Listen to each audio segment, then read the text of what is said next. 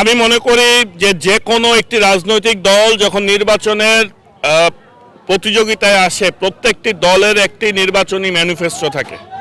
দেশনায়ক তারেক রহমান এইটা 2023 সালে প্রথমে সংস্কার কর্মসূচি দিয়েছেন, পরবর্তী সময়ে যে 21 দফা কর্মসূচির যে বর্ধিতকরণ করেছেন এবং 8 দফা যেই কর্মসূচি যেটা জনগণের সামনে এনেছেন, তার মূল বক্তব্য হচ্ছে যে জনগণের প্রয়োজনে এটা তো কোনো শর্ত না, এটা হলো যে রাজনৈতিক ইস্তেহার বলতে যেটা বোঝায়, ম্যানিফেস্টো এটা বলতে যেটা বোঝায় যে সরকারে জনগণ যদি বিএনপিকে সরকারে আনে, যদি জনগণ সুযোগ পায় তাহলে জনগণ এই সুযোগগুলা সরকারের কাছ থেকে তিনি পাবেন বা তিনি ব্যবস্থা করবেন, সরকার এই ব্যবস্থাগুলো করবে। এটা একটা প্রতিশ্রুতি প্রত্যেকটি রাজনৈতিক দলেরই থাকে। সুতরাং এর মধ্যে অন্য কোনো চিন্তা করার সুযোগ নাই। আর দুর্নীতির কথা, আমি মনে করি যে দুর্নীতি বা চাঁদাবাজির কথার যে বক্তব্য বা অভিযোগগুলো আসে, বিশেষ করে দুর্নীতির বিষয়ে যে বক্তব্য আসছে, যেই আমরা লাখ লাখ কোটি টাকা পাচারের পরে এসে যেই অবস্থায় আজকে রাজনৈতিক প্রেক্ষাপটে দাঁড়িয়েছি, আজ পর্যন্ত শহীদ রাষ্ট্রপতি জিয়াউর রহমান, দেশনেত্রী বেগম খালেদা জিয়া এবং বিএনপি চেয়ারম্যান জনাব তারেক রহমান সম্পর্কে কোনো দুর্নীতির অভিযোগ আজ পর্যন্ত প্রমাণিত হয়নি।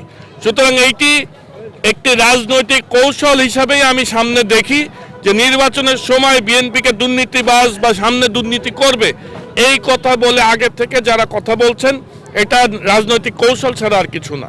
আমি মনে করি এই ফ্যামিলি কার্ড নিতে গেলে টাকা পয়সার কোনো বিষয় তো নাই। আমি এই এলাকাকে সন্ত্রাস, মাদক, নারী নির্যাতন মুক্ত, বিশেষ করে দুর্নীতি এবং অনিয়ম মুক্ত করতে চাই, এই ঘোষণা আমি প্রথমে দিয়েছি। সুতরাং কোনো ধরনের কোনো কার্ড করার ক্ষেত্রে কোনো কাউকে কোনো টাকা কিংবা ভায়া বা কোনো রাজনৈতিক তদবিরের প্রয়োজন হবে না বলে আমি বিশ্বাস করি। যে কোনো পরিস্থিতিতে নাগরিকরা যে সরকার যে শর্ত দিবেন সেই শর্ত অনুযায়ী যেই কার্ড যার পাওয়ার কথা সেভাবে প্রত্যেকটি নাগরিক এই কার্ড পাবে। দেশনেত্রী বেগম খালেদা জিয়ার কথা, দেশনেত্রী বেগম বছর হয়রানির শিকার হয়েছেন। তিনি আপোষ করেননি বলে তিনি 2 বছর এদেশে গণতন্ত্রে বিশ্বাসী।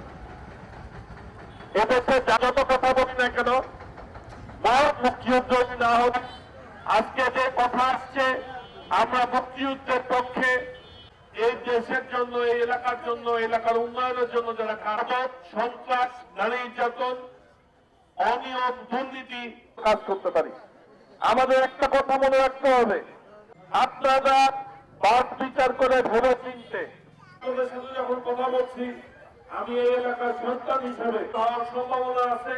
আমার সাধ্যের মধ্যে যে কোনো কাজে আমি আপনাদের পাশে। গণতান্ত্রিক সরকার প্রতিষ্ঠিত হয়, বাড়িতে মহিলা পরিবারের মাসিক ভাতা হিসাবে 2 থেকে 2,500 টাকা তাদেরকে ভাবির না করতে হয়। আমরা সরাসরি কৃষক কাজ করে আমরা যে মধ্যে আমার পক্ষ থেকে আমি যে প্রতিশ্রুতি আপনাদেরকে দিচ্ছি।